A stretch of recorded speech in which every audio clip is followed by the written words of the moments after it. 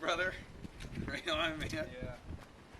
Alright, hey everybody, this is Ronnie Landis, and I'm bringing to you a special guest. This is Wade Lightheart, raw vegan bodybuilder, world bodybuilding champion. I mean, so many things. Paradigm shifter. How you doing, man? I'm doing great, man. I'm here at the Ross Living Expo, having fun, chilling out with lots of cool people. Yeah. Eating some food. What a cool event, right? Yeah, really nice event. If you haven't been out to one of this, Laura's done a great job of putting this on. Really, really a lot of fun and a lot of great info. Yeah. Wherever you're at on the spectrum, like you've been doing this for 10 years, or we have a lot of people that never, what is this? And they're walking out with smiles on their faces, and that's a really important thing. Yeah, people are super excited, they're enthusiastic. So many of the different leaders and educators from more of the pioneering stages, like Gabriel Cousins and Jameis Sheridan, That's right. and some of these people that have really paved the way, and people like you that are coming out and bringing new ideas and new concepts, especially for you, because what you're doing is really essentially shifting a worldwide consensus on the vegan raw food paradigm. Totally. Which is that you cannot produce muscle, you can't produce an anabolic type of drive or workout, lifestyle on vegan or raw food. And obviously, that doesn't seem to be the case. That's right. Right? Are you just an isolated incident? No, actually, and just to give people a background, I'm a pure ectomorph. Like building muscle was a real big challenge for me, but I grew up in a meat eating environment, and I had those same fears. I wanted to be a vegetarian. I decided that was a pathway I wanted to go, but I tried to apply a meat eating mentality to it. And so when I first did that, it wasn't a big success. In fact, it caused my first healing crisis, which got me into raw food, because as an athlete, I was just doing whatever it took to perform at a certain level. So first off, I missed the difference between fitness and health. I was very fit, but I wasn't very healthy. And when I crashed and burned after the Mr. Universe contest, I got into raw food and enzymes and probiotics and all these different things that we have available, and live amino acids, and the difference between putting live amino acids and as opposed to dead food, right?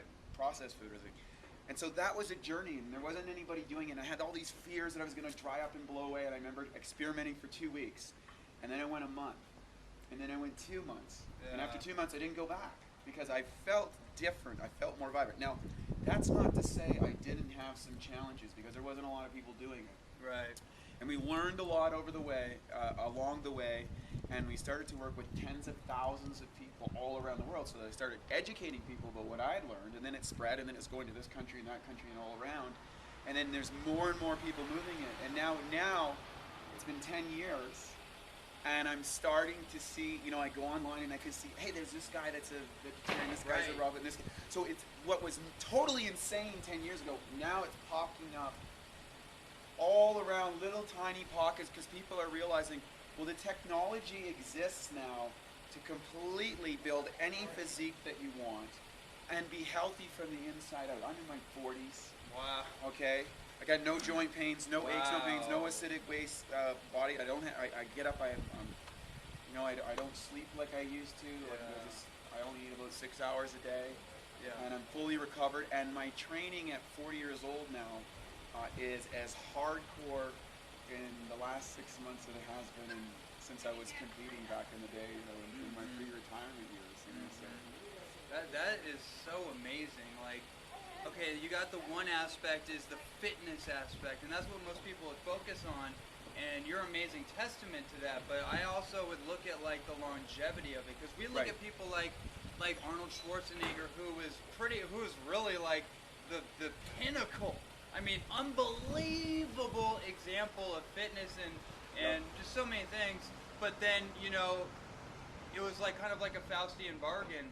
He almost traded like the spirit of that, or the soul of that, for short-term gain, or that. But that's like kind of not just him, but that's like that. That's the culture that we live in. Totally. Where you get the short-term results, but long-term you sacrifice your longevity, you sacrifice your health, and so many other things. We see the result of these practices in our culture.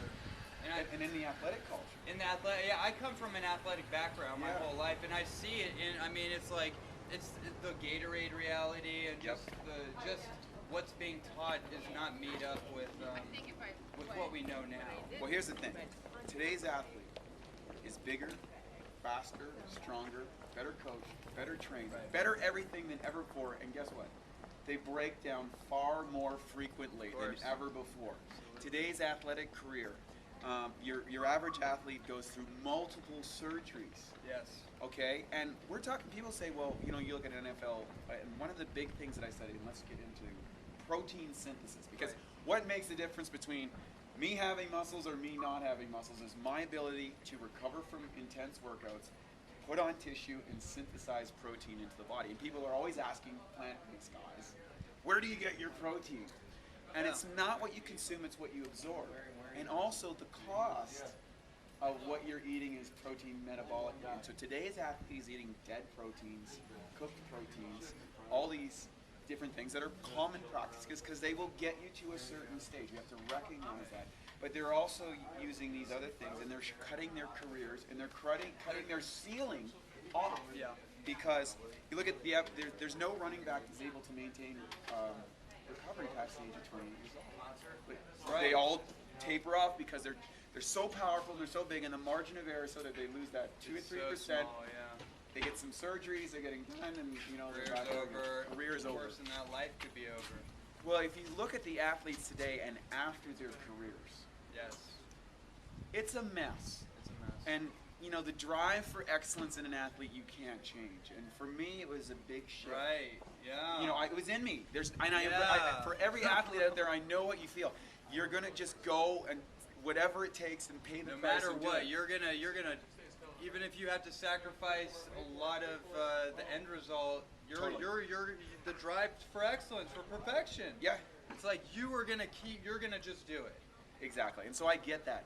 But I do believe that there is a better way, a way that will allow you to extend your training career and ultimately improve your performance over time. And that's where the crux is. And I remember way back in the day, 10 years ago when I chose this path, I had a discussion with my coaches, one of the top bodybuilding coaches in the world. He says, Wade, you cannot go to the Mr. Universe contest following a plant-based diet. I don't know how to do it. And I said, listen, man, you handle the training side, and I'm going to roll the dice and take the risk. Yeah. Because when I looked at the sport, when I looked at sports today, I said, I can't share this with the young kids coming up that are expecting me to coach them. I can't tell them to take a bunch of drugs and to do this sort of thing. And that's where the athletic world is today. And I said, I can't do that with good consciousness because there is life after sports.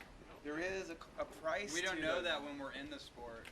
And when you're in your 20s full of testosterone, totally. forget it. Yeah. You know, whatever, man. But now it's interesting because there is an underground movement. There's people that are starting to see the bigger picture. You know, there is the YouTube era has now brought so much information and possibility to people because I don't think anybody wants to go and start taking drugs.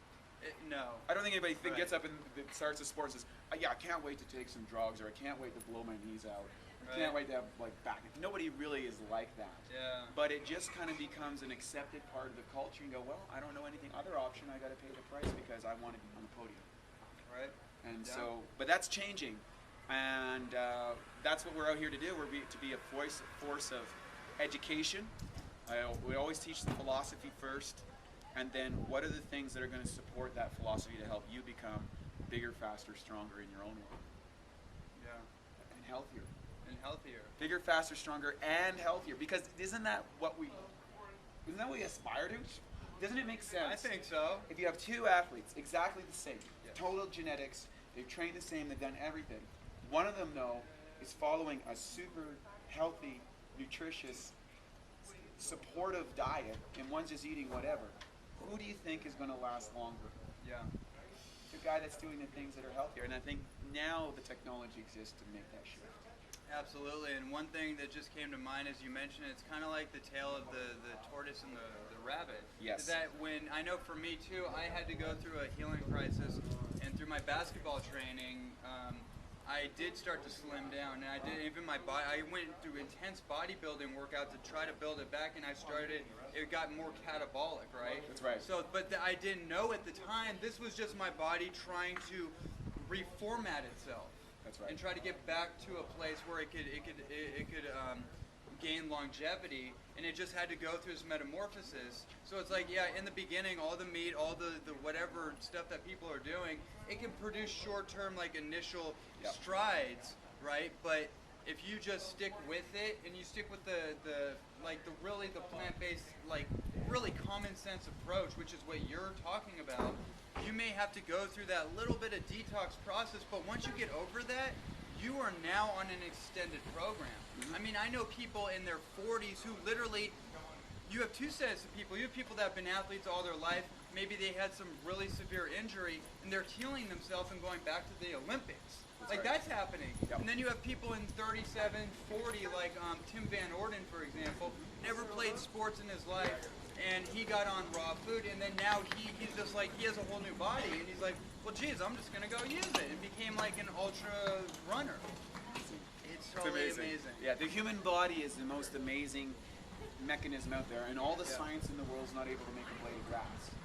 But what we can do is we have discovered ways that you can manipulate both the environment externally and internally to produce the kind of results that every athlete is looking for. And it's a result that is sustainable over long term. It's something that's not going to be taken away when you walk off the playing field. It's only going to get better. So when I look at my former colleagues and competitors that I was competing with 10 years ago and see where they're at, most of them are in a severely challenged state, and I'm now getting better. And that's exciting for me. Not for that I'm doing better than them, that I found a way that we can improve my health, and who knows where this goes over the next 5, 10, 15, 20 years. Yeah, well, you know, one of my missions is growing up as an athlete all my life. One of my missions actually is to get into the junior highs and the high schools and teach children and young athletes about this. Because this is the one thing that's like taboo. So it's like, I want to actually teach them, like, listen, you can just start incorporating this stuff and check it out, get the result, and you'll know. Yes. And I can guarantee you will feel better. Your response time will get quicker. Your mental acuity will sharpen. And then this is a way to just really start transforming the world. Absolutely. Yeah. And it's all possible, and it's a lot of fun. Yeah, well, thank you so much, Wade. Yeah, and for those of you who are watching, if you want to find out more and get into our education program, I actually give away an entirely free training system. It comes to you week by week. It's at massymes.com. That's MASSZYMES.com/free training program. So it's free. It's a 5-year system. I normally charge $500 for the course and the DVDs and all this stuff.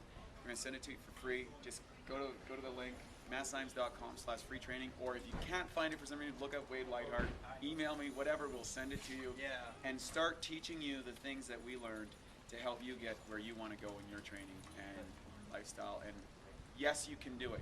Yes, you can do a plant-based diet.